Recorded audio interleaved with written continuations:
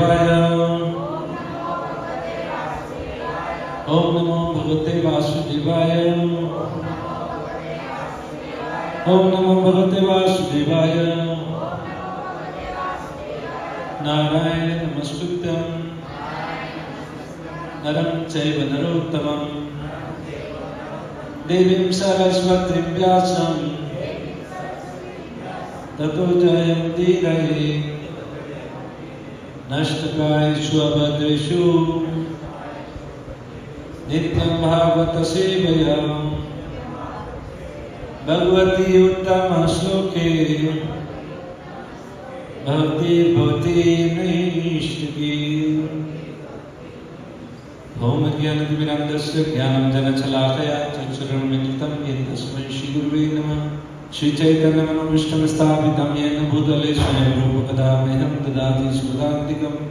वन्देऽहं श्रीगुरु श्रीयुतपदकमलं श्रीगुरुं वैष्णवांश्च श्रीरूपं साग्रजातं शरणरघुनाथवन्दितं तं सजीवं साद्वैतं सावधूतं परिजनसहितं कृष्णचैतन्यदेवं श्री राधा कृष्ण पादान् सर्वं ललिता श्री विशाखान्वितांश्च। हे कृष्ण करुणा सिंधु दीनबन्धु जगत्पते गोपेश गोपिका कांत राधा कांत नमोस्तुते।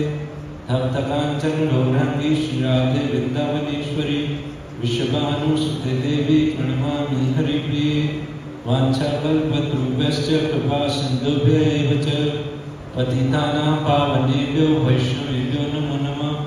जय श्री कृष्ण चैतन्य प्रभु नित्यानंद श्री अद्वैत गदाधर शिवासादि श्री गौर भक्तवृंद। हरे कृष्ण कृष्ण कृष्ण हरे हरे हरे राम राम राम हरे हरे। हरे कृष्ण कृष्ण कृष्ण हरे हरे हरे राम राम राम हरे हरे। हरे कृष्ण कृष्ण कृष्ण हरे हरे हरे राम राम राम हरे हरे। नमो विष्णुपदाय कृष्णपृष्ठाय भूतले श्रीमते गोपाल कृष्ण गोस्वामी नाम्ने प्रभुपादस्य साहित्यं यप्रकाशाय वितिरिच प्रचारं कृत्वा साधु भगवत्पादाय ते नमः।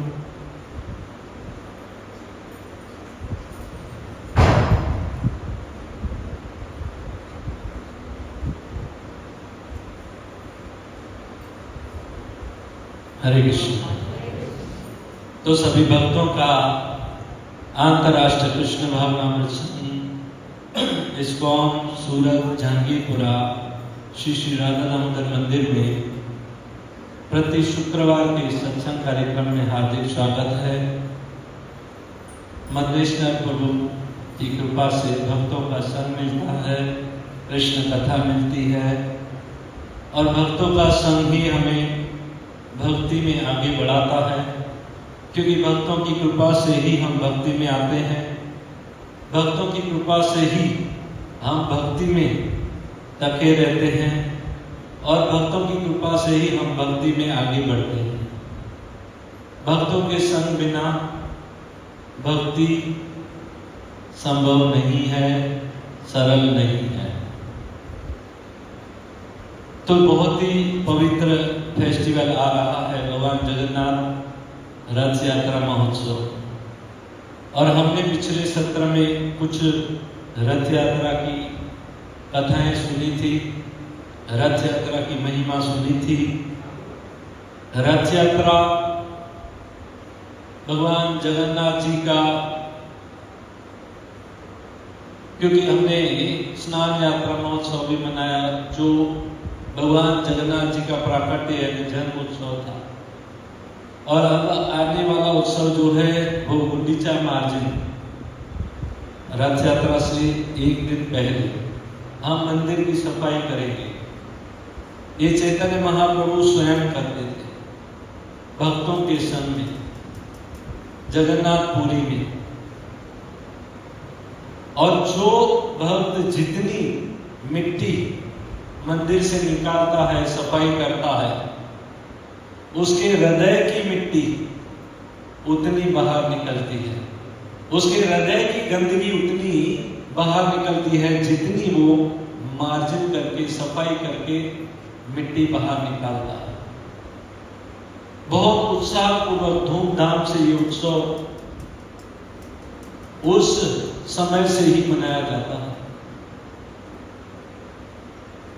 और चैतन्य महाप्रभु तो जब मंदिर धोते थे तो उनके चरणों से जो निकल करके चरणामृत बाहर निकलता था, तो भक्त तो सीढ़ी पर बैठ जाते थे और चरणामृत लेते थे। भक्तों का चरणों का अमृत मिल जाता था। अकाल मृत्यु हरणम सर्व व्याधि विनाशनम विष्णु पाद उदक गत्वा पुनर्जन्म न विद्यते। चरणामृत जो पीता है वो अकाल मृत्यु से बच जाता है और पुनर्जन्म न विद्यते, उसका जन्म फिर से इस संसार में जन्म नहीं होता। और उस दिन भक्तों के चरणों का जल मिल जाता है। भक्ति के 3 महाबल। तो भगवान जगन्नाथ का जो धाम है, जैसे हमने सुना, सिर्फ खा खा करके भक्ति करनी है तो जगन्नाथपुरी। खा खा करके कोई वहां मर जाए ना, सिर्फ पूरा दिन खाता रहे तो भी भगवान के धाम। इतनी सरल भक्ति है वहां जगन्नाथपुरी में। और ऐसा कोई दूसरा धाम नहीं है जहां सिर्फ खा खा करके भगवान के धाम को प्राप्त किया जाए। और 99% हम देखते हैं, 99% लोग ऐसे होते हैं जो मंदिर में आते हैं और प्रसाद खाते हैं और प्रसाद खाने के बाद भक्त बनते हैं। कई लोग नए नए मंदिर में संडे फीस्ट में भी आते हैं, फिर कुछ सुनते हैं, कथा सुनते हैं और हरिनाम की महिमा सुनते हैं, भगवान से प्रेम होने लगता है और फिर उनकी भक्ति की शुरुआत हो जाती है। भगवान से प्रेम सिर्फ सुनकर के ही हो सकता है, और जब तक हम सुनेंगे नहीं, हमारी कोई भी भक्ति, जैसे भगवान की सेवा करना, उसमें मन नहीं लगेगा, जप करना मन नहीं लगेगा, कोई भी साधन भक्ति, अर्चा विग्रह की सेवा, क्योंकि प्रेम नहीं हुआ ना। जब तक प्रेम नहीं होगा कोई भी भक्ति अच्छी तरह से हम नहीं कर पाएंगे। जबरदस्ती से मन लगा करके करेंगे पर टके नहीं रहेंगे। यानी सुनना पड़ेगा, प्रेम होगा और फिर प्रेम पूर्वक जो सेवा की जाती है उसका आनंद और होता है।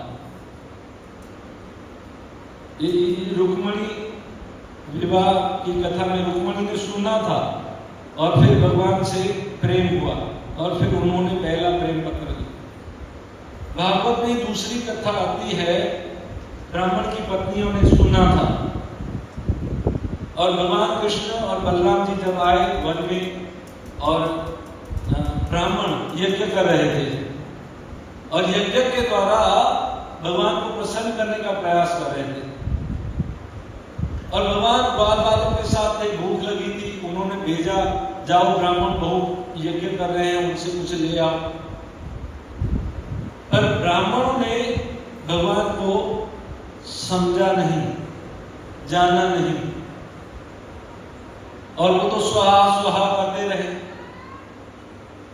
भगवान स्वयं दरवाजे पर आ गए, उनके लिए खाना नहीं दिया। और जब कृष्ण बलराम यानी भगवान को बताया गया कि ब्राह्मण नहीं दे रहे हैं, तो कृष्ण बलराम ने कहा, भगवान ने कहा कि जाओ उन ब्राह्मण की पत्नियों के पास, उनके पास खाना मांगो, वो देंगी। और वो गए, उन्होंने दिया। क्यों? क्योंकि उन्होंने सुना था कृष्ण के बारे में। रोज वहां पर कभी कोई दूध वाला आता होगा, कोई आता होगा कुछ देने, अखबार वाला आता होगा, यानी सुन सुन करके उनका कृष्ण से प्रेम हो गया और उन्होंने वास्तव में कृष्ण को जाना और उनके लिए खाना दिया। प्रसाद खाकर ही, वैसे तो हम भी मंदिर में आते हैं तो ज्यादातर भक्त प्रसाद खा करके ही भक्त बने हैं और प्रसाद खाने से प्रसाद के अंदर प्रसाद, प्र यानी प्रभु, स यानी साक्षात, द यानी दर्शन होते हैं। और प्रसाद जब अंदर जाता है तो पाप जो होते हैं वो रोने लगते हैं, कर्म की बंधन की जो जंजीरें हैं वो टूट जाती हैं।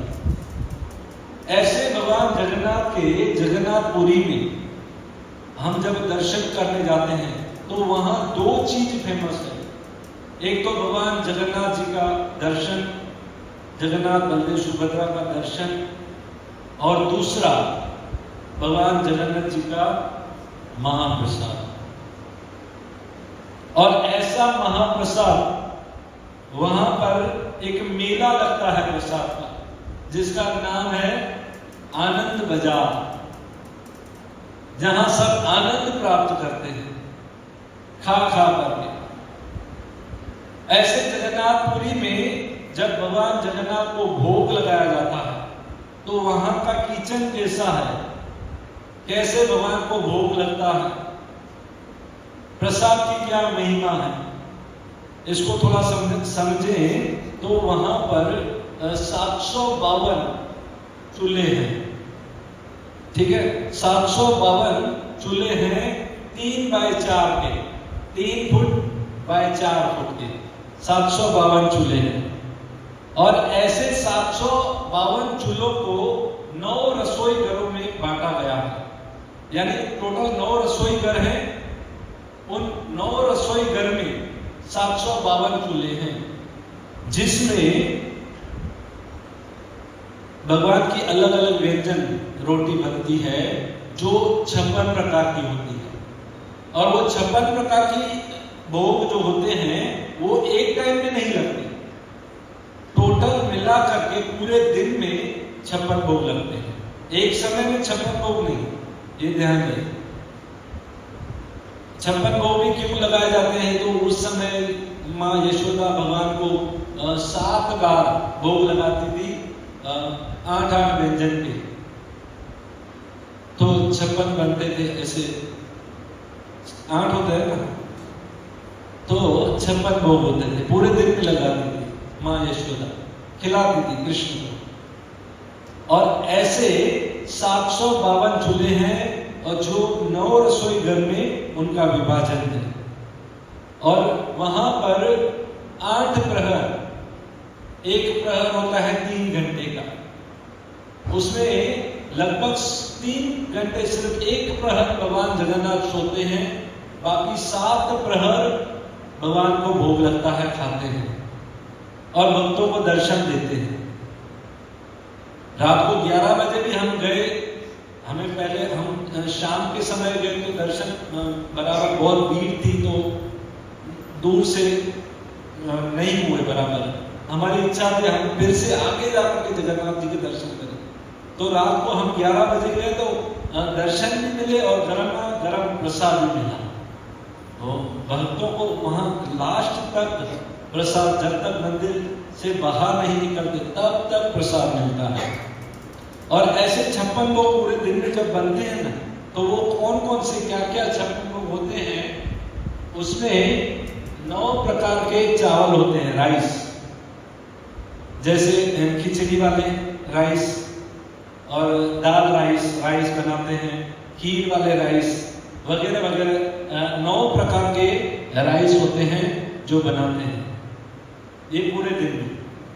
और 14 प्रकार की सब्जी होती है, जिसमें दाल होती है, दूधी सब्जी होती है, अलग अलग तरह की सब्जियां बनती हैं। ये होती हैं 14 प्रकार की सब्जी। और 9 प्रकार के होते हैं दूध के व्यंजन, जैसे रबड़ी होती है, हलवा, दूध का कुछ बना हुआ व्यंजन होता है, या दूध से बनी हुई कुछ मिठाई होती है, या दही से बनी हुई कुछ आइटम होती है, वगैरह वगैरह। और 11 प्रकार के मिष्ठान, मिठाइयाँ, अलग अलग सूखी मिठाइयाँ होती हैं, गीली भी होती हैं, और 13 प्रकार की सूखी मिठाई होती है। यानी 9 प्रकार के चावल, 14 प्रकार की सब्जी, 9 प्रकार के दूध की आइटम, 11 प्रकार की मिष्ठान मिठाई, और 13 प्रकार के सूखे व्यंजन, सूखी की आइटम, ऐसे मिलकर के 56 भोग बनते हैं पूरे दिन में। अब जो एक टाइम का जो भोग बनता है, जैसे एक टाइम के रसोई आते हैं तो उसमें 1000 लोग सेवा करते हैं। जो पहला भोग समझो लगता है तो 1000 भक्त जो आते हैं सेवा करने में, उसमें 500 भक्त चूल्हे पर रहते हैं, 500 भक्त अग्नि पर चूल्हे पर रहते हैं, और 300 भक्त उनको अग्नि पर पहुंचाने वाले, जैसे पानी पहुंचाया, सब्जी पहुंचाई, मसाला पहुंचाया, आदि आदि तेल पहुंचाया, वगैरह वगैरह सेवाएं 300 भक्त दौड़ते हैं। 500 चूल्हे पर रहते हैं और 300 दौड़ते रहते हैं, और 200 भक्त जो होते हैं वो कटिंग में रहते हैं, सब्जी कटिंग, मसाला पीसना या कुछ भी वगैरह वगैरह आइटमें होती हैं। ऐसे 1000 भक्त एक टाइम का भोग, देखिए 7 टाइम भोग लगता है भगवान को, तो 1000 भक्त वो चले जाए तो दोबारा दूसरा प्रसाद बनता है, तो दूसरे 1000 भक्त यानी उनकी टीम आ जाती है। एक टीम गई तो दूसरी टीम आई सेवा करने में, तीसरी टीम, ऐसे 1000 भक्त एक समय पर भगवान जगन्नाथ का भोग लगाते हैं। अब ये भोग कैसे बनता है? ये पुराने जमाने से नेचुरल तरीके से बनता है। इसमें पानी जो होता है कुएं से निकालते हैं बाल्टी के द्वारा, ऐसा नहीं वो पंप लगाया और मोटर चालू किया और पाइप सीधा किचन में, नहीं, वो बाल्टी भर भर करके भक्त किचन तक लाते हैं। ये पुरानी परंपरा से ही चला आ रहा है, वैसे ही आज भी है, नेचुरल, नो इलेक्ट्रिक और मिक्सर मशीन नहीं है कि चलो ब्लेंड किया, मसाले हो गए, चटनी बन गई, मसाला फ्राई हो गया, ऐसा नहीं। वो लोग हाथ से वो जो पीसने वाली चक्की होती है ना, उससे मसाले पीसते हैं नेचुरल तरीके से, कोई गैस नहीं, लकड़ी पर बनता है। ऐसा नहीं गैस चालू ऑन किया कि हो गया, और पानी भी कुएं से, सब नेचुरल तरीके से होता है। हमारे प्रभुपाद के जमाने में मालती माता जी उस समय प्रसाद बनाती थी, तो वो देखने गई थी, उनको ये बात जगन्नाथपुरी में जब गई तो ये बात उनको बहुत पसंद आई कि पहले की जो परंपरा है उसी परंपरा में आज भी ऐसे ही चल रहा है जो पहले चल रहा था, नेचुरल तरीके से। और भोग कैसे लगता है? बन गया भोग चूल्हों पर, भक्तों ने बना लिया, उसके बाद उस भोग को किसी की नजर न लगे, कोई देखे नहीं, कोई पशु पक्षी बिल्ली कुत्ता आदि भी न देखे, यहां तक कि सूर्य की किरण भी न जाए।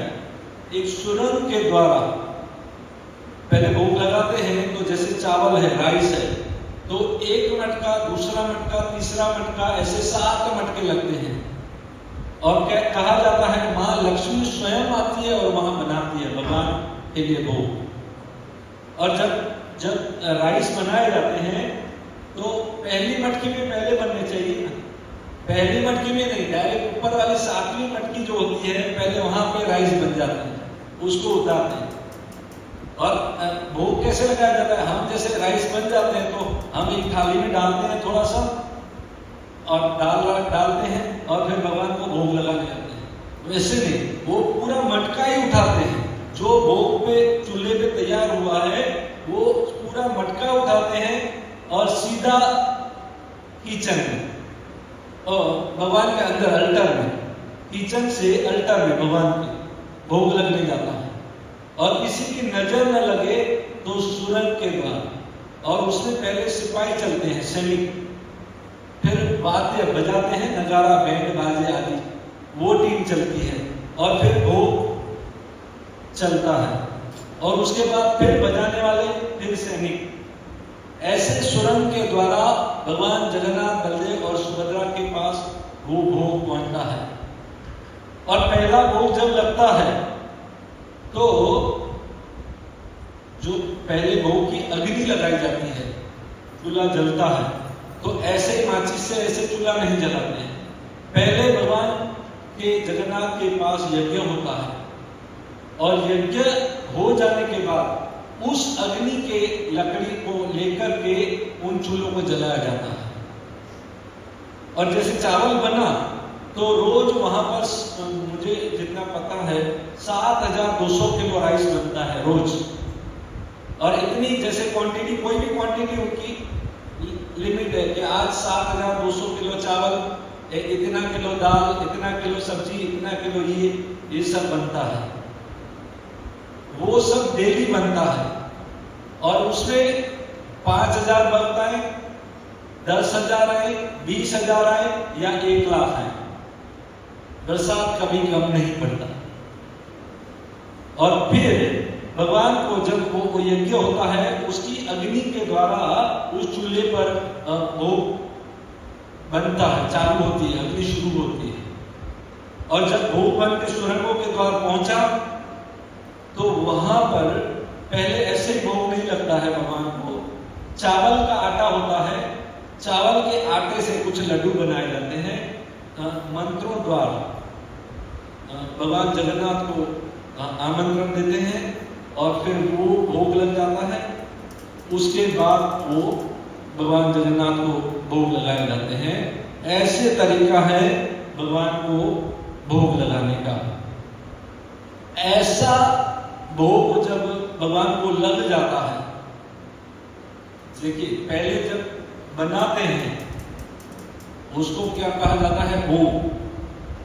और फिर भगवान को भोग लग जाता है, फिर क्या कहा जाता है, प्रसाद। और प्रसाद भोग लग जाता है यानी प्रसाद हो गया तो वो जाता है विमला देवी के मंदिर में। हमने कथा सुनी थी ना मां पार्वती की। विमला देवी को प्रसाद खिलाया जाता है और फिर बन जाता है महाप्रसाद। ठीक है, तो इतना बनने के बाद वो जाता है आनंद बाजार में, प्रसाद के मेले में, और सबको प्रसाद मिलता है और खा करके लोग आनंद करते हैं, झूमते हैं। चैतन्य महाप्रभु भी उस समय के, जब चैतन्य महाप्रभु थे 500 साल पहले, अपने भक्तों की टीम के साथ, सार्वभौम भट्टाचार्य आदि जो टीम थी उनके साथ आनंद से भगवान जगन्नाथ का प्रसाद खाते थे। दो निवाले खाते थे और बोलते थे जय जगन्नाथ जय जगन्नाथ, और फिर दो खाते थे। इतना आनंद मचाते थे, इतना आनंद मनाते थे वो लोग भक्त। और चैतन्य महाप्रभु कहते थे भगवान जगन्नाथ का जो प्रसाद मिलता है उसमें कितना आनंद है, कितना आनंद है।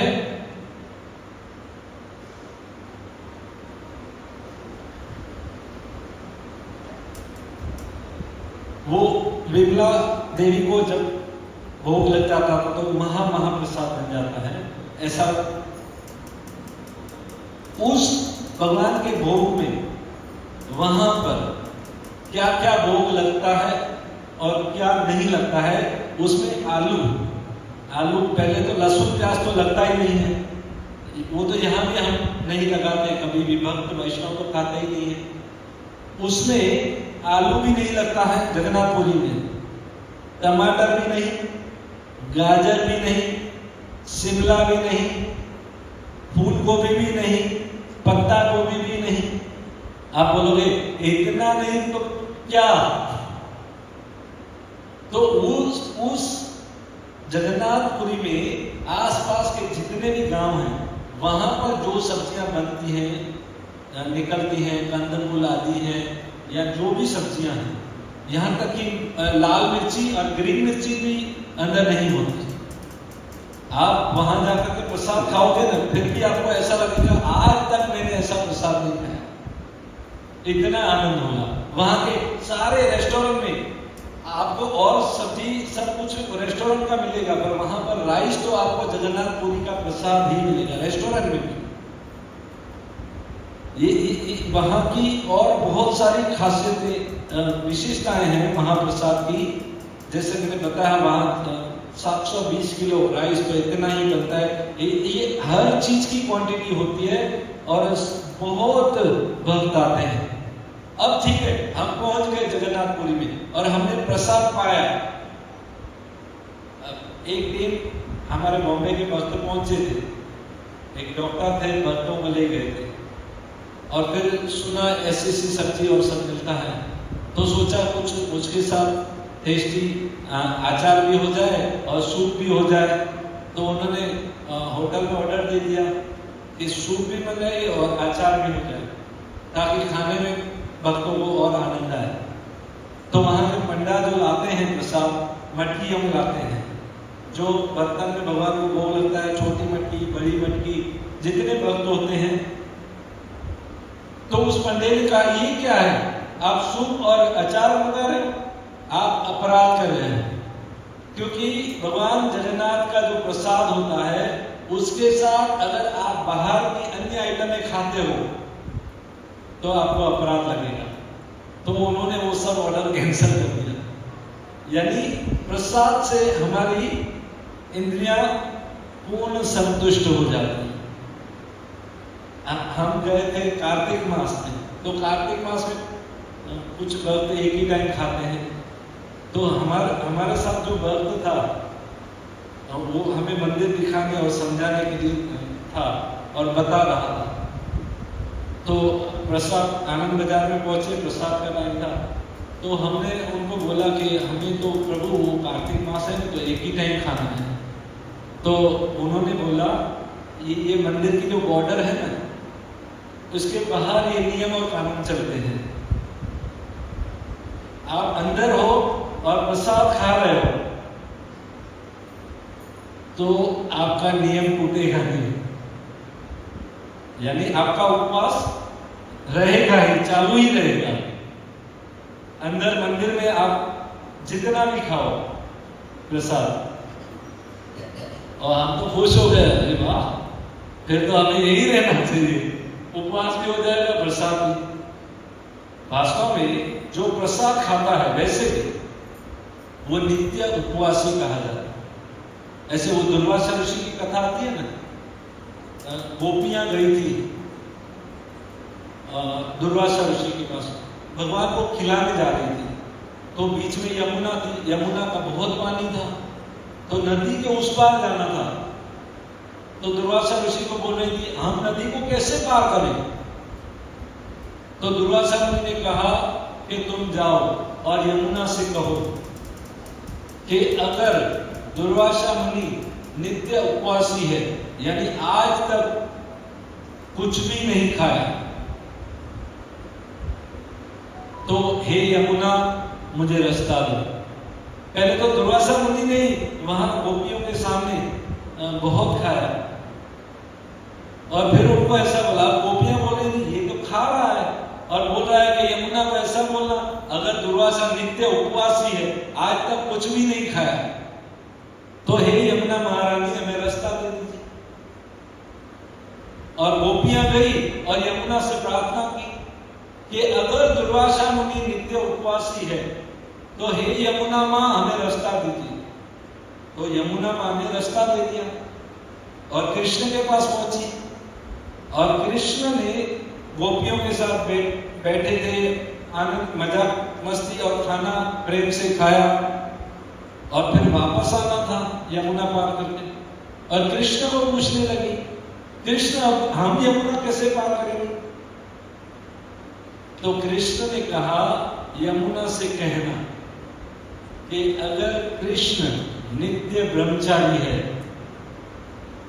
तो हे यमुना हमें रास्ता दीजिए।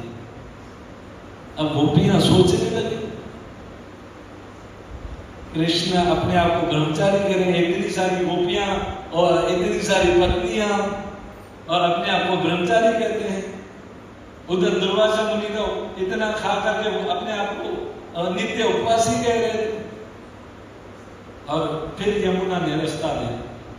कहने का तात्पर्य यह है, यहाँ तो भगवान है, वहां दुर्वासा मुनि थे, क्योंकि वो प्रसाद ही खाते थे।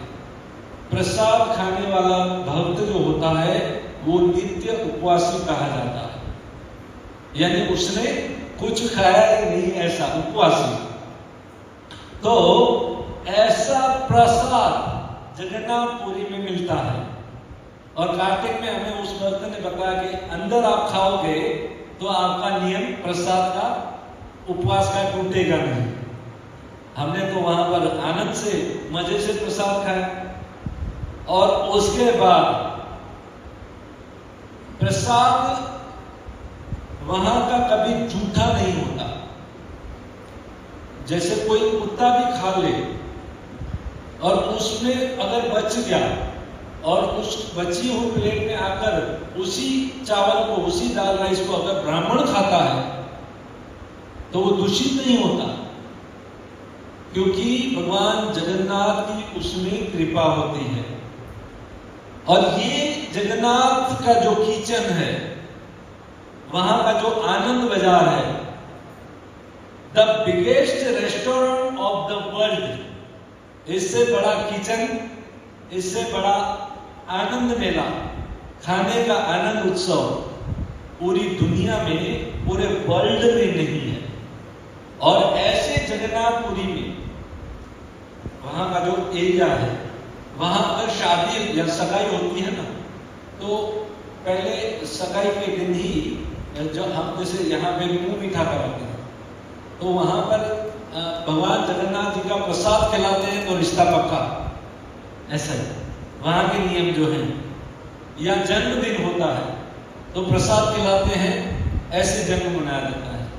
या अंत्येष्टि, अंतिम संस्कार होते हैं तो भी वहां प्रसाद से ही विधि को संपन्न किया जाता है। ऐसे बहुत सारे प्रसाद की महिमा के वहां पर नियम है। वहां पर आपने खाजा देखा है कि यहाँ खाजा बनता है, और वहां पर जगन्नाथपुरी में जो खाजा बनता है, तो भगवान जगन्नाथ को वो खाजा इतना पसंद है, हम नाम लेंगे तो मुंह में पानी आ जाएगा, इतना पसंद है भगवान जगन्नाथ को। भगवान भोग आए वहां तक, किचन तक, इतनी राह नहीं देखते, दौड़ करके वहीं जहां किचन में बनता है वहीं आकर खा लेते हैं, दौड़ के आते हैं, वहीं शुरू कर देते हैं। वो खाजा भगवान को बहुत प्रिय है। ऐसे तो कर्माबाई की खिचड़ी भी भगवान को प्रिय है। बहुत कथाएं बहुत सारी हैं, जो कि समय का अभाव है, आपने कर्माबाई की कथा भी सुनी हो, कितना प्रेम से भगवान को खिलाते।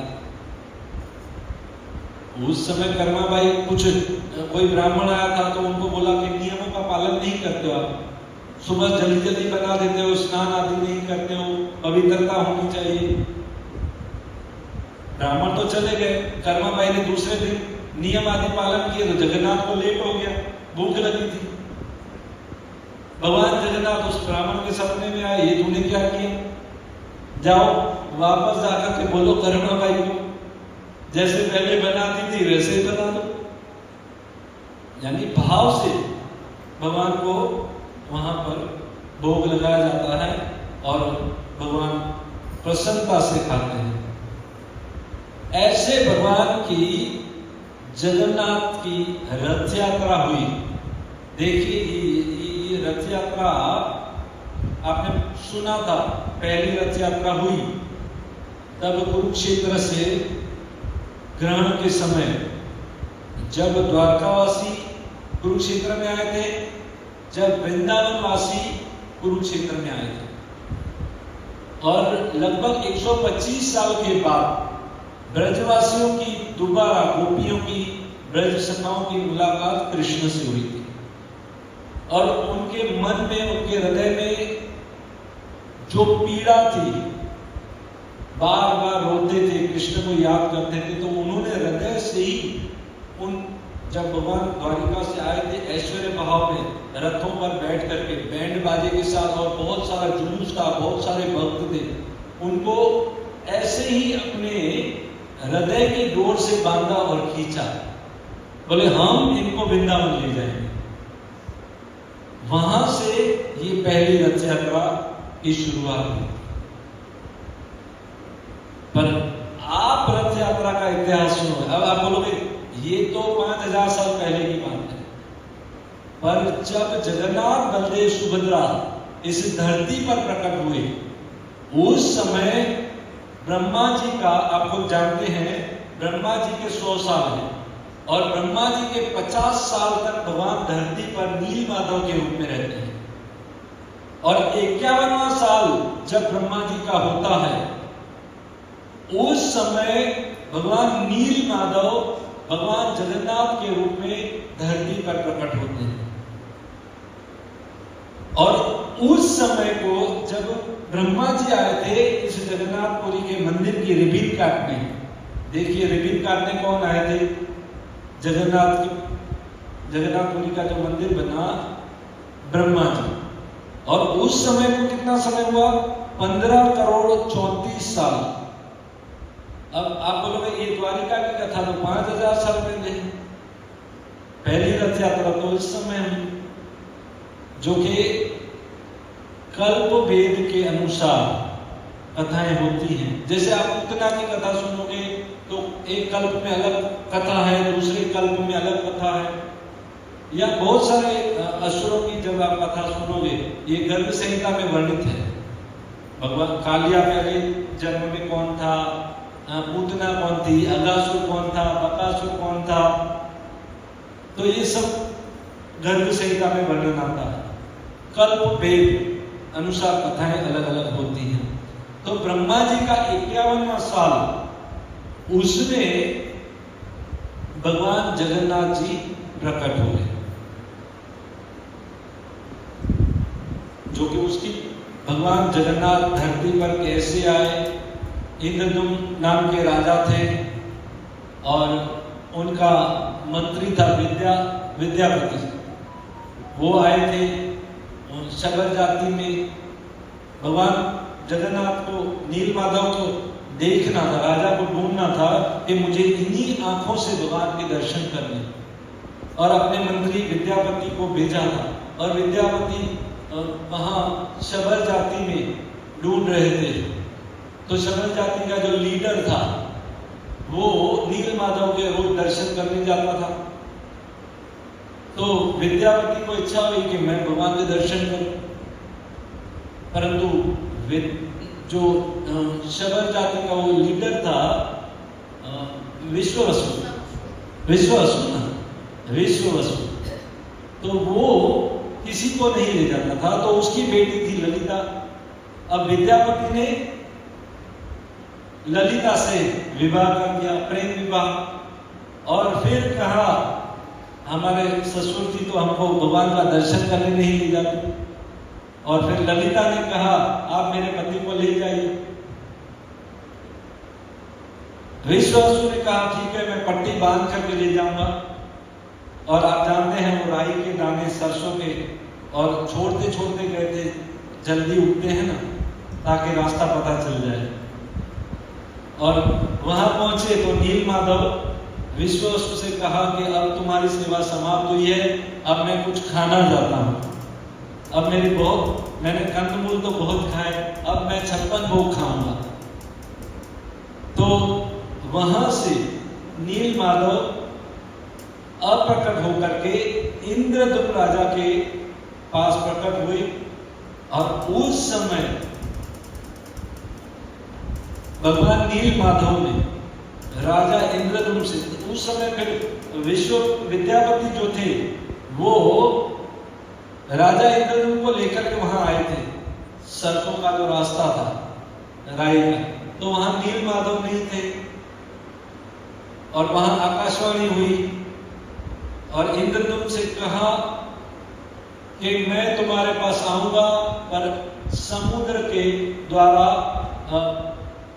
ब्रह्मकाष्ठ लकड़ी होती है ना, उस रूप में, और तुम मुझे उठा लेना, मैं तुम्हारी सेवा स्वीकार करूंगा। और उस समय समुद्र से तैरते हुए भगवान काष्ठ के रूप में प्रकट हुए, जो कि उनको उठा नहीं पा रहे थे कोई भी। तो विश्ववसु की जो जाति है वहां उसको लंबा समय हो गया था, उसी पीढ़ी के लोग आए और उन्होंने उठाया। और फिर कलाकारों को बुलाया गया कि आप भगवान को प्रकट कराइए, तो वो भी उस लकड़ी को खोद नहीं पा रहे थे। तो भगवान ने विश्वकर्मा को भेजा था, और विश्वकर्मा बूढ़े ब्राह्मण के रूप में आए थे, और राजा इंद्रदुम्न से कहा 21 दिन तक दरवाजा बंद रहेगा, तुम खोलना मत, और मैं अंदर विग्रह बनाऊंगा। 14 दिन तक राजा ने इंतजार किया, और आवाज आनी बंद हो गई।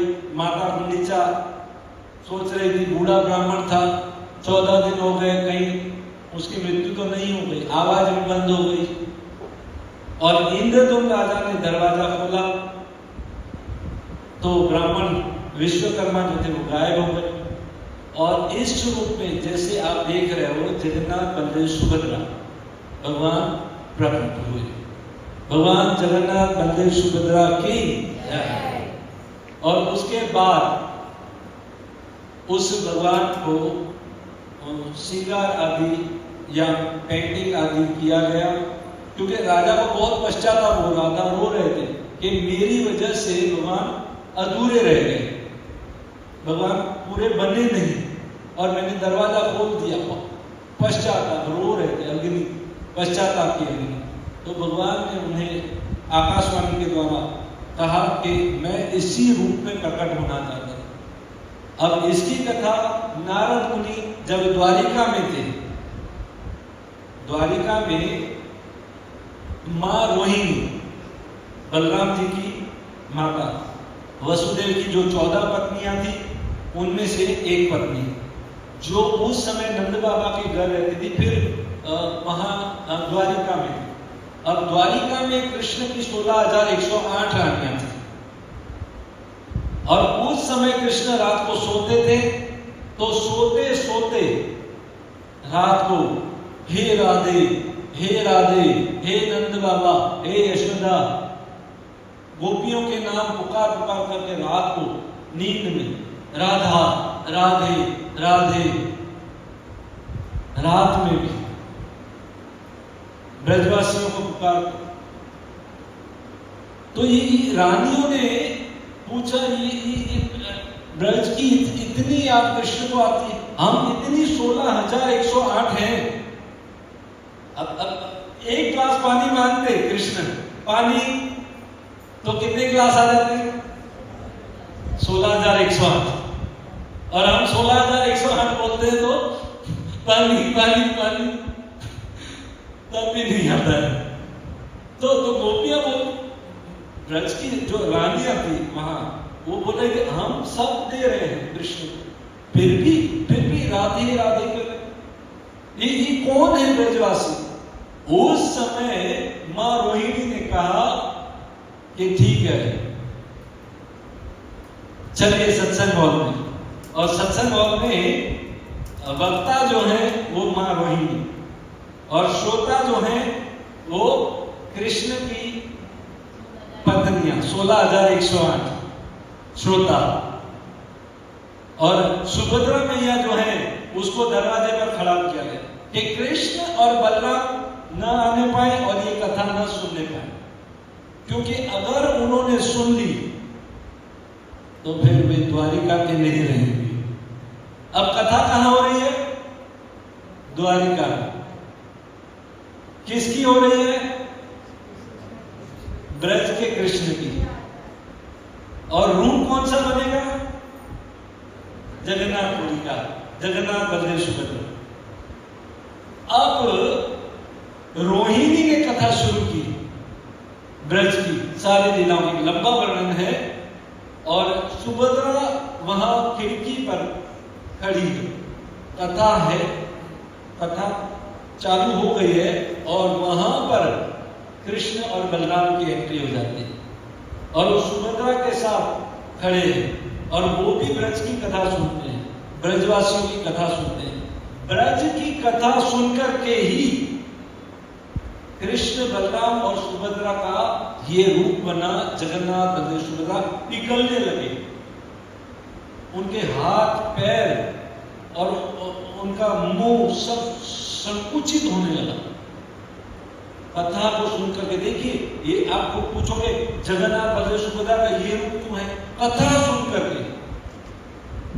और उस समय नारद मुनि वहां से जा रहे और नारद मुनि ने भगवान जगन्नाथ बलदेव सुभद्रा का उस समय दर्शन किया। और फिर नारद मुनि ने भगवान से प्रार्थना की, प्रभु इसी रूप का आप कलयुग के लोगों को दर्शन दें, ये मेरी प्रार्थना है। और भगवान जगन्नाथ ने कहा ठीक है, हाँ। और फिर इंद्रदुम्न राजा को ये कथा बता रहे थे कि ये मेरी इच्छा थी इंद्रदुम्न कि मैं इस रूप में धरती पर प्रकट हूं। और फिर भगवान जगन्नाथ बलदेव सुभद्रा के रूप में इस धरती पर आए। और ये ब्रह्मा जी का 51वां साल है। 51वें साल के पहले दिन में, पहले ये मनु होते हैं, ये स्वयंभू मनु, उसमें प्रकट हुए। अब जो चल रहा है वैवस्वत मनु, 7वां मनु, जिसमें भगवान श्री कृष्ण प्रकट हुए। 51वें साल के ब्रह्मा जी का 51वां साल, उसमें 28वां चतुर्युग, उसमें द्वापर, उस द्वापर के अंत में कृष्ण प्रकट हुए। और उसी के अंत में अभी 500 साल पहले ही चैतन्य महाप्रभु भी प्रकट हुए। तो जगन्नाथ जी हैं वो बहुत पहले प्रकट हुए। अब ये भगवान समय हो गया है, अब ये जगन्नाथ बलदेव सुभद्रा की जो रथ निकलती है, ये रथ के 3 रथ निकलते हैं और इन 3 रथ के 3 नाम होते हैं अलग अलग। ये अक्षय तृतीया से बनना शुरू होते हैं और 830 लकड़े के पीस जो होते हैं पहले वो बनाते हैं। लगभग 200 कारीगर जो होते हैं वो मिल करके अक्षय तृतीया से बनाना प्रारंभ करते हैं इस रथ को। और 3 रथ बनते हैं जिसमें भगवान जगन्नाथ का जो रथ है उसका नाम है नंदी घोष, और बलराम जी का जो रथ है उसका नाम है तालध्वज, और सुभद्रा देवी का जो रथ है उसका नाम है देवदलन। और फिर ये पहली रथ यात्रा होती है, उसके बाद इन रथों को वापस खोला जाता है और जो भगवान का भोग बनता है ये लकड़ियां सब उसमें जाती हैं और अगली अक्षय तृतीया से फिर से नया रथ बनता है। भगवान के लिए फिर से नई मर्सिडीज बनती है। हमारे यहाँ तो बड़े बड़े करोड़पति आते हैं, एक बार एक मर्सिडीज में ऐसा नहीं है कि एक बार बैठा और फिर फेंक दिया, छोड़ दिया। और हमारे जगन्नाथ जी का वट है, एक बार बैठते हैं और अगले बार फिर नया। तो ये बनते हैं 3 रथ, और 3 रथ में जो इनकी हाइट होती है वो 6 फुट की होती है। भगवान जगन्नाथ का रथ होता है उसके 16 व्हील होते हैं और 16 व्हील में उनका जो ऊपर का रंग होता है वो रेड और येलो, आपने देखा है कलर्स होते हैं अलग अलग जो ऊपर ध्वजा तक होते हैं। और उनके जो सारथी होते हैं, उनका भगवान का जो सारथी होता है, आप पूरी के रथ यात्रा को देखोगे तो उसमें घोड़े भी लगाए जाते हैं और उनका सारथी होता है वो दारुक है। ऐसे तीनों के सारथी होते हैं, उनके भी नाम अलग अलग हैं। ये भगवद गीता में आप पहले अध्याय का 14वां श्लोक है शायद, तथा श्वेत हयते महती सनंदन, ये रथों का वर्णन आता है घोड़ों का। तथा श्वेत सफेद रंग के घोड़े होते हैं और बलराम जी के लगभग और लाल रंग के और सुभद्रा जी के काले, ऐसा है ना। हाँ, ऐसे अलग अलग रहे हैं, तीनों के घोड़े भी अलग होते हैं। और उनकी जो रस्सी होती है उसका नाम होता है शंख चूड़ा नागुरी, और उनकी जो ध्वजा होती है, ध्वजा पर होते हैं गरुड़ जी। नहीं, हाँ, रक्षा जो करते हैं वो गरुड़ जी और गजा पर होते हैं हनुमान जी, ठीक है ना। और उस रथ को खींचने कौन आता है? क्योंकि रथ चलता नहीं है कब तक, जब तक भगवान चैतन्य महाप्रभु नहीं आते। चैतन्य महाप्रभु उस रथ को स्वयं खींचने आते हैं। और ऐसे जगन्नाथपुरी में ये रथ चलता है, ऐसे रथ यात्रा में कोई चलता है, एक एक कदम चलता है तो पृथ्वी की 3 परिक्रमा करने का फल मिलता है। और ऐसी रथ यात्रा की अब ऐसी बहुत सारी महिमाएं हैं, बहुत सारी कथाएं हैं। बंधु महंती की कथा सुनी है आपने, कर्माबाई की कथा सुनी है, अगली बार हमने माधवदास बुखार ले लिया, उनकी कथा है। ऐसे भगवान जगन्नाथ, बलदेव, सुभद्रा आज भी अपने भक्तों के साथ जो उनसे प्रेम करते हैं, उनसे प्रेम का आदान प्रदान करते हैं, उनके साथ स्वप्न में बातें करते हैं, उनको जो इच्छा होती है अपने पांडवों को या वहां के राजा को स्वप्न के माध्यम से कहते बताते हैं। ऐसे जगन्नाथपुरी कलयुग के साक्षात भगवान जगन्नाथ धरती पर विराजमान है। और ऐसे जगन्नाथ जी का कोई दर्शन इस शरीर से, इन आंखों से कोई करता है तो जीते जी मुक्त हो जाता है, फिर से उसको इस संसार में दोबारा जन्म नहीं लेता। और अगर हम वहां नहीं जा सकते तो प्रभुपाद जी की कृपा से यहाँ पर हमें ये लाभ मिल रहा है। यहाँ हमारे जगन्नाथ, बलदेव, सुभद्रा वगैरह आ गए हैं और यहीं से रथ यात्रा होगी 27 जून को। अगले शुक्रवार को ही होगी। अगले शुक्रवार को प्रोग्राम कैंसिल रहेगा क्योंकि हम सब होंगे रथ यात्रा में, और इस समय तो हम पहुंच गए होंगे, प्रसाद होगा।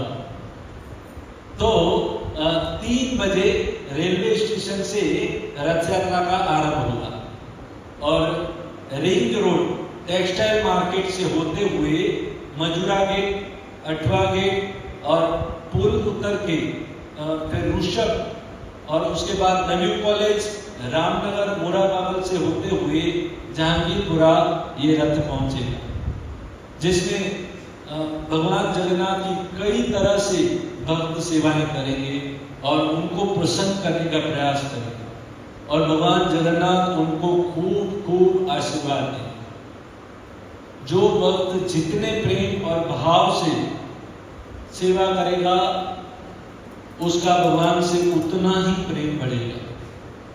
उस दिन, एक दिन पहले गुंडीचा मार्जिन है, तो आप सब मार्जिन मंदिर की सफाई करने के लिए आ सकते हैं। जैसे हमारा सत्संग हॉल है तो हम उसमें आ सकते हैं 1 से 4, दोपहर को 1 से 4 हमें पीछे का सत्संग हॉल साफ करना है, जिसमें भक्त कथा ही सुनते हैं आकर के। तो उस दिन हम वो सेवा कर सकते हैं। और रथ यात्रा के दिन सुबह 5 से 10 हमारी जो सेवा है उसमें हम रोटी बनाने की सेवा है, तो आप सब हमें हेल्प कर सकते हैं। और 5 से 10 सुबह जो प्रसाद बनेगा वो 5000 भक्तों का होगा और शाम को जो बनेगा भक्तों का प्रसाद वो 15000 भक्तों का होगा। तो उसमें आप सब हमें मदद कर सकते हैं और सेवा कर सकते हैं। जो जितनी सेवा करेगा, कोई ऐसा वर्णन है, एक पेन भी उठा करके यहाँ से वहाँ भगवान की सेवा के लिए रखता है, तो वो भक्त शायद भूल जाएगा कि मैंने भगवान के लिए ये पेन उठाकर यहाँ रखा, पर भगवान उसको नहीं भूलते। आप एक बार मंदिर में आकर के भगवान के दर्शन कर लिए और फिर कभी नहीं आए या 6 महीने नहीं आए, पर भगवान जगन्नाथ आपको नाम से जानते हैं कि फलाना फलाना भक्त वो 6 महीने पहले मंदिर में आया था, वो अभी तक नहीं आया। भगवान राह देखते हैं, मेरा ये प्रिय भक्त अभी तक क्यों नहीं आया। यानी हम भगवान को भूल जाते हैं पर भगवान हमें कभी नहीं। थोड़ी सी भी सेवा की है, अगर आपने भगवान की भक्ति की है तो वो आपको काम आएगी। इस समय जिस समय हमारा समय है। बहुत बहुत धन्यवाद। हरे कृष्ण। श्रील प्रभुपाद की जगन्नाथ बलदेव सुभद्रा रथ यात्रा महामहोत्सव की। अब किसी का कोई प्रश्न है? हाँ, गंभीरा है। हाँ हाँ, चैतन्य महाप्रभु रहते थे और गदाधर पंडित जो श्रीमती राधा रानी, हम जो कहते हैं ना जय श्री कृष्ण चैतन्य प्रभु नित्यानंद श्री अद्वैत गदाधर जो हैं वो श्रीमती राधा रानी है। और वो गदाधर उनको यानी चैतन्य महाप्रभु को यानी कृष्ण को वहां पर भागवत पढ़ करके कथाएं सुना, जिसमें प्रहलाद महाराज की और ध्रुव महाराज की कथा चैतन्य महाप्रभु ने 100 बार सुनी थी। हम तो एक बार सुनते हैं तो कहते हैं सुनी हुई है हमारी, हमने तो सुनी है। ऐसा नहीं, इतना प्रेम था चैतन्य महाप्रभु। ध्रुव महाराज की कथा, प्रहलाद महाराज की कथा को 100 बार सुना। इनके मुख से कृष्ण ने सुना, इनके मुख से राधा रानी के मुख से, चैतन्य महाप्रभु ने गदाधर पंडित के मुख से। वहां गंभीरा में है। और चैतन्य महाप्रभु के तो बहुत भाव की लीलाएं जो आप चैतन्य चैतन्य पढ़ोगे उसमें वर्णन है, बहुत गंभीर वर्णन। ठीक है। और हाँ, ऐसा वर्णन है कि उस मंदिर के अंदर कोई प्रसाद पाता है तो एकादशी टूटती नहीं है, ऐसा वर्णन है। अब चैतन्य महाप्रभु ने हमें क्या सिखाया? चैतन्य महाप्रभु को जब एकादशी के दिन दर्शन करने गए, देखिए हमें आचार्य अपने आचरण से सिखाते हैं। तो चैतन्य महाप्रभु जगन्नाथपुरी में गए दर्शन करने के लिए, दर्शन किया तो उनको प्रसाद मिला। तो प्रसाद का कभी अनादर नहीं करना चाहिए। तो चैतन्य महाप्रभु ने प्रसाद लिया और भक्तों के साथ वहां गए अपने, जहां भक्तों के साथ रोज रात को कीर्तन होता था, एक टेबल पर रखा प्रसाद को और पूरी रात कीर्तन हुआ। प्रसाद के सामने भी कीर्तन किया और सुबह हुई यानी द्वादशी हुई, उस दिन उस प्रसाद को पाया। यानी एकादशी के दिन चैतन्य महाप्रभु ने भी प्रसाद हो तो भी ग्रहण नहीं करना चाहिए। अपनी माता को चैतन्य महाप्रभु कहते हैं कि माँ मुझे एक वचन दो। माता ने कहा क्या चाहिए? बोले एकादशी के दिन तुम आप अन्न नहीं खाओगी माँ। तब माता ने सच्ची माता ने उनको वचन दिया था कि हाँ मैं नहीं खाऊंगा। तो चैतन्य महाप्रभु ने हमें ये शिक्षा दी कि हमें एकादशी के दिन वैष्णव को अन्न नहीं ग्रहण करना चाहिए। प्रसाद भी मिलता है तो उनका अनादर भी नहीं करना चाहिए, उनको लेना चाहिए और उसको दूसरे दिन द्वादशी के दिन उस प्रसाद को लेना चाहिए। ठीक है, और कोई प्रश्न? हाँ,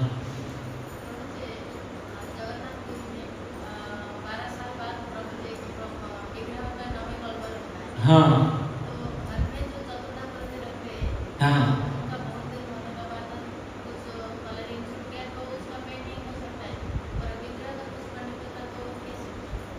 नहीं तो जैसे हमने देखा भी है और ऐसा सुना नहीं है बाहर के मंदिरों में, ये सिर्फ जगन्नाथपुरी में ही होता है। तो बाहर ऐसा नहीं होता है। नव कलेवरम बोलते हैं। कभी 15 साल के बाद आता है, कभी 12 साल के बाद, कभी 19 साल के बाद। उसमें क्या होता है, एक ही महीने में 2 पूर्णिमा और 2 अमावस्या जिस महीने में आए, आप लोग बोलोगे कि पता कैसे चलता है? तो उस महीने में, जिस महीने में 2 अमावस्या और 2 पूर्णिमा आए, उस महीने में नव कलेवरम होता है। और इस नव कलेवरम की भी जबरदस्त बहुत सुंदर कथा है। समय होगा तो कभी हम सुनेंगे कि कैसे भगवान को ऐसे स्थापित किया जाता है। ठीक है, और कोई प्रश्न?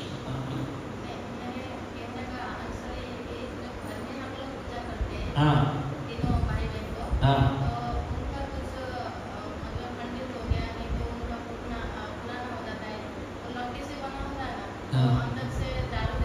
हाँ तो मतलब उसको अलग से हो जाता है तो उनको क्या करना है? अलग से मंदिर में दे देना चाहिए ना तो उसका रिपेयर करना हाँ, ये आप चाहिए? एक राउंड। हाँ विग्रह को ये आप हमारे मंदिर के जो पुजारी हैं श्रीनिवास प्रभु, आप उनसे पूछ सकते हैं इस बारे में, वो अच्छी राय देंगे। श्रीनिवास प्रभु से आपको पूछना, ठीक है। और कोई प्रश्न? हाँ बोलिए भाई। भगवान तो कृष्ण ही है, एक ही है, इनका तो हर युग में एक एक अवतार हुआ है। हाँ और जगन्नाथ का जो अवतार है तो अलग से है। हाँ और सब भगवान का आँख ही ऐसा रहता है हाँ। और जगन्नाथ का इतना बड़ा है। भगवान भगवान जगन्नाथ की बड़ी बड़ी आंखें हैं और उसका कुछ वर्णन है? हाँ वर्णन है कहीं पर उनकी दया और दृष्टि, भगवान की बड़ी बड़ी आंखें हैं और पूरे संसार को देखते हैं और सारे बद्ध जीवों का उद्धार करना चाहते हैं। इन आंखों से बाहर निकलते हैं रथ पर, सबको देखते हैं। कोई कोई ऐसा बोलेगा मुझे भगवान ने देखा, भगवान सबको नोट करते हैं। उस रथ यात्रा में तो ऐसा वर्णन है कि कोई भगवान जगन्नाथ को रथ खींचता है और ऐसे भगवान जगन्नाथ के दर्शन करता है उस महावेदी पर, तो उसको दोबारा जन्म नहीं लेना पड़ता है। और इसकी आंखों का भी वर्णन है, कई बार भक्त सुनाते हैं कि उनके अंदर ये जो बड़ी बड़ी आंखें वो दया का भाव प्रकट करती है हर बद्ध जीव पर। भगवान बड़ी बड़ी आंखों से हर जीव को देखते हैं और दया करते हैं। वो कथा थी ना द्वारिका में रोहिणी मैया जो कथा सुना रहे थे ना, तो वो कथा सुन के उनका ऐसा आंखें ऐसी निकली हाँ और वो प्रेम भाव में वो हो गया था। ठीक है, देखो ये निकल गया